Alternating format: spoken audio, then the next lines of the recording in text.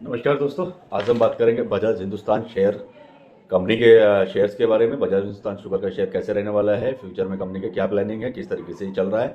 मेरे बहुत सारे दोस्तों का इस टॉपिक के लिए वीडियो बनाने के लिए मुझे मैसेज आ रहे थे कि आप बजाज हिंदुस्तान पर भी थोड़ा शॉर्ट एनालिसिस करके बताएं, क्योंकि ये कंपनी पिछले काफ़ी मतलब समय से लोगों को घाटा दे रही थी, तो लॉस में चल रही है। लॉस में इसके शेयर जा रहे हैं, लोग प्रॉफिट नहीं बना पा रहे हैं। तो मैंने इस पर विचार किया है। मैं बहुत ही शॉर्ट कम शब्दों में डायरेक्ट पॉइंट पे आता हूँ। वीडियो को सब्सक्राइब कर लीजिए और लाइक कीजिए और शेयर करना कीजिए। तो चलिए शुरू करते हैं। बजाज हिंदुस्तान का जो शेयर है, उसकी जो कंपनी है वो कैसी रहने वाली है, उसका प्रोडक्शन आने वाले टाइम में कैसे रहने वाला है, ये मैं आपको डिटेल में सारा बताने वाला हूँ और बहुत जल्दी जल्दी मैं आपको बताऊंगा। बजाज हिंदुस्तान शुगर की बात करें तो कंपनी जो है शुगर का प्रोडक्शन करती है, साथ के साथ इथेनॉल का प्रोडक्शन करती है।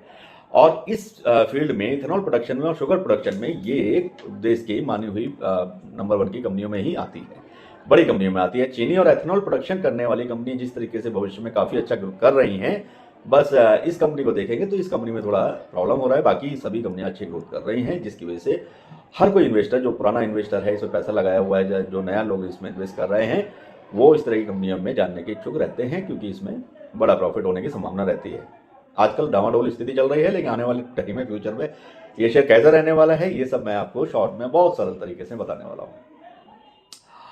कंपनी के बिजनेस की भविष्य के जो भी इसमें अवसर रहेंगे उसको भी मैं आपसे शेयर करूंगा।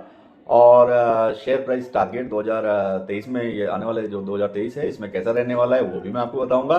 तो बजाज ग्रुप की ये कंपनी शुगर और एथेनॉल प्रोडक्शन के मामले में देखा जाए तो भारत की सबसे बड़ी कंपनियों में से एक है। और कंपनी शुगर के साथ साथ अल्कोहल, इथेनॉल और पावर जनरेशन के फील्ड में भी काम कर रही है। प्रॉब्लम इनका सिर्फ एक ही रहा है कि कर्ज की वजह से कंपनी जो है पिछले कुछ सालों में हिंदुस्तान शुगर का, जो बजाज हिंदुस्तान शुगर का बिजनेस में काफी गिरावट देखने को मिली है। लेकिन अभी धीरे धीरे मैनेजमेंट कर्ज को कम करके बिजनेस को बढ़ाने पर ज्यादा फोकस किए हुए है। तो मैनेजमेंट का पूरा फोकस है कि उनके ऊपर जो लगा हुआ कर्ज है उसको वो कम करने की कोशिश में लगे हुए हैं। साथ के साथ मैनेजमेंट अपनी कोई नई रणनीति के तहत भी काम कर रहे हैं, जिससे आने वाले समय में कंपनी के ऊपर कर्ज कम होता हुआ नजर आएगा। साथ के साथ अगर कर्ज कम होगा तो ब्याज के पैसे भी कम देने पड़ेंगे। तो कंपनी अगर ब्याज नहीं भरेगी, तो उसको ब्याज नहीं भरना पड़ेगा, तो जाहिर सी बात है कंपनी अपने नए प्रोजेक्ट्स पे काम कर पाएगी और प्रॉफिट में आपको दिखाई देगी। तो कंपनी के ऊपर कर्ज जैसे जैसे कम होता हुआ नजर आएगा, बजाज हिंदुस्तान शुगर प्राइस जो टारगेट रहेगा 2023 का, आने वाले जो अभी 1 महीने बाद ही नया साल स्टार्ट होगा, तो आपको इनिशियली स्टार्टिंग डेट से ही इसमें 20 रुपए के आसपास ट्रेड करता हुआ ये आपको दिखाई देगा।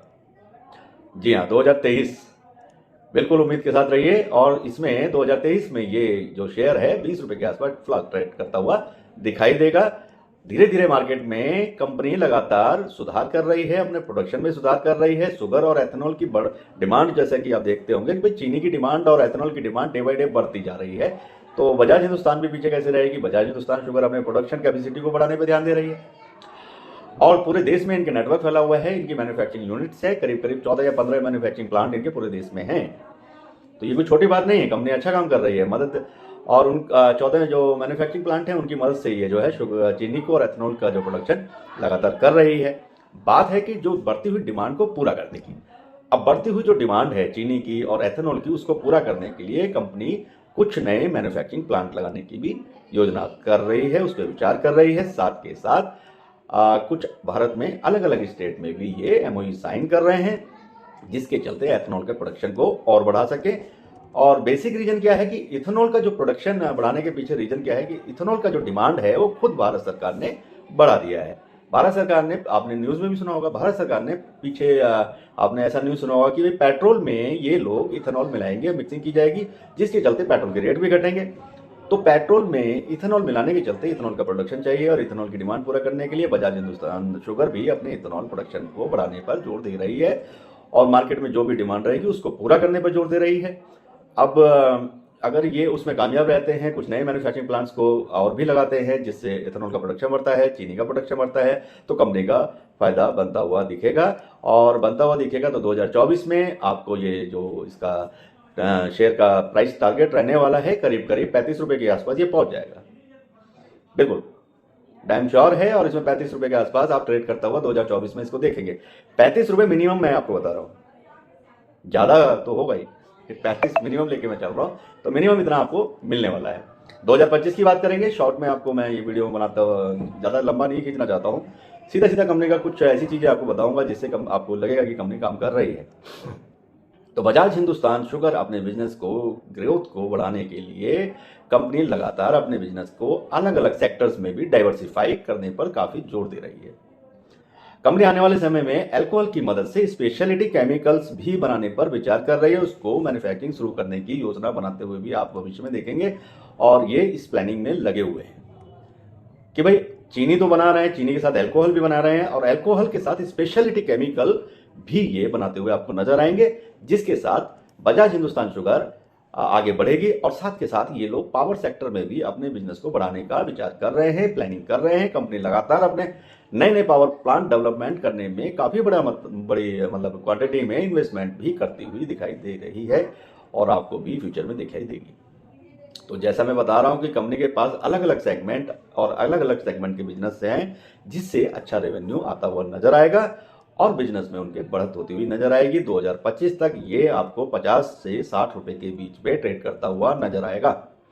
बजाज हिंदुस्तान शुगर का शेयर जो है आपको 2025 में 50 से 60 रुपए के बीच में ट्रेड करता हुआ नजर आएगा। बजाज हिंदुस्तान के अगर मैं मैनेजमेंट की बात करूं तो मैनेजमेंट के पास अपने सेक्टर में काफी अच्छा और लंबे समय का एक एक्सपीरियंस है, अनुभव है। अच्छी टीम है बजाज हिंदुस्तान शुगर की, मैनेजमेंट टीम बहुत अच्छी है, जिसके चलते कंपनी को इसका फायदा मिलता हुआ नजर आने वाला है। मैनेजमेंट पिछले कुछ समय से लगातार अपने बिजनेस की प्रदर्शन में सुधार भी कर रही है। अलग अलग राज्यों के साथ, जैसे मैं बताते हुए चल रहा हूं, उनके साथ में एमओयू भी साइन कर रही है, जिसके चलते इनके बिजनेस में सुधार होगा, साथ के साथ ग्रोथ भी दिखाई देगी।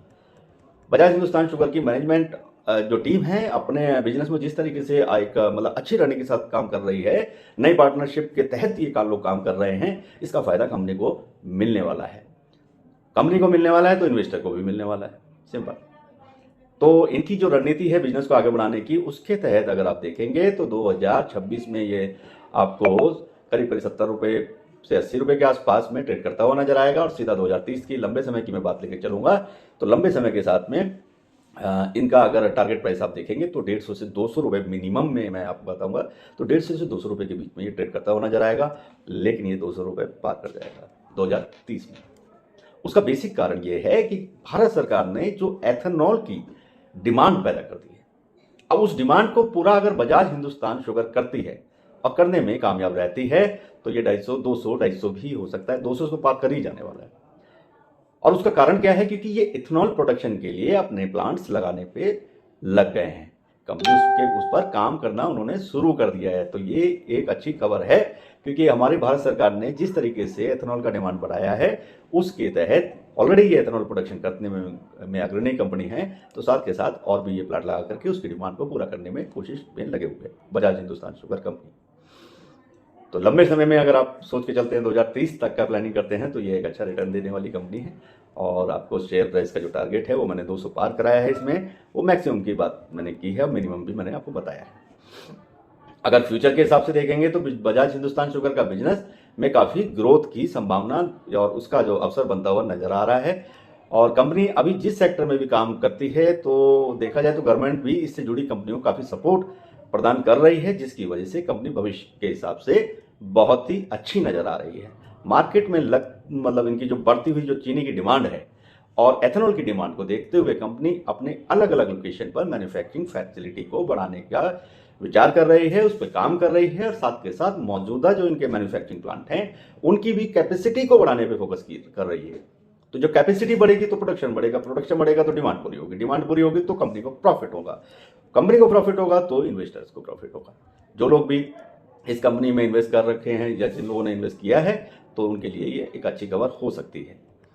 रिस्क पॉइंट की बात करूंगा तो बजाज हिंदुस्तान शुगर के बिजनेस में सबसे बड़े रिस्क की बात अगर मैं करता हूं, तो कंपनी पिछले कुछ समय से अपने ऊपर लगे हुए कर्ज जो है उसको, ब्याज को समय से पेमेंट करता हुआ तो नजर आ रहा है, लेकिन कर्ज बराबर इन पे बना हुआ है। एक तो इनका रिस्क ये है कि इनके ऊपर, कंपनी के ऊपर कर्ज है।